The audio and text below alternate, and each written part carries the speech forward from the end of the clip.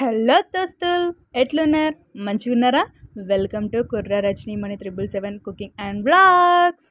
ఇవాళ బ్లాగ్ ఏంటి అంటే, నిన్న మేము సండే రోజు మేము యాక్చువల్గా బయటికి వెళ్ళాం, కొంచెం వర్క్ మీద బయటికి వెళ్ళి అక్కడ వస్తుంటే, బోయినపల్లి నుంచి వస్తుంటే మధ్యలో మాకు నర్సరీ కనిపించింది.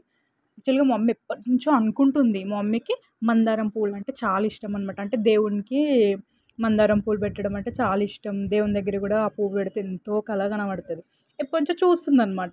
ఈ పువ్వు దొరికితే బాగుండు అని చెప్పేసి ఒకసారి తెచ్చింది. కానీ ఇంకా కొన్ని రోజులు మంచిగా పువ్వు వచ్చినాయి. తర్వాత ఇక చెట్టు పువ్వులు రావడం ఆగిపోయినాయి. ఇంకా సరే అని చెప్పేసి ఇక్కడ కనిపించింది కదా అని చెప్పి చూస్తూ ఉందన్నమాట. ఆమెకు కావాల్సిన కలర్ దొరకాలి. మందారం అంటే ఒకటే రకం ఉండదు కదా, ఆమెకు కావాల్సింది దొరకాలి. ఇక అతను ఆ అంకుల్ కూడా వచ్చేసి చూపిస్తున్నాడు అనమాట.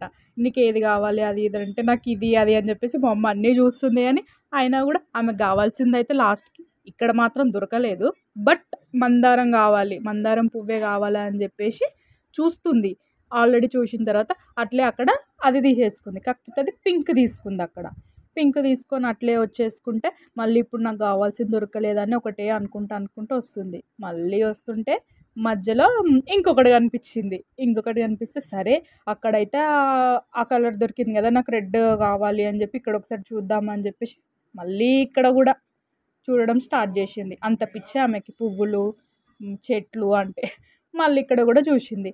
అట్ లాస్ట్గా తనని అడిగింది అది ఇదని చూపి లాస్ట్కి ఫైనల్గా ఈమెకు కావాల్సిన కలర్ ఆ రెడ్ మందారం దొరికింది.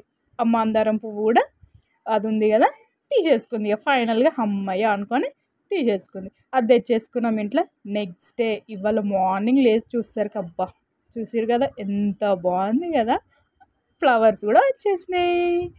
Thank you for watching.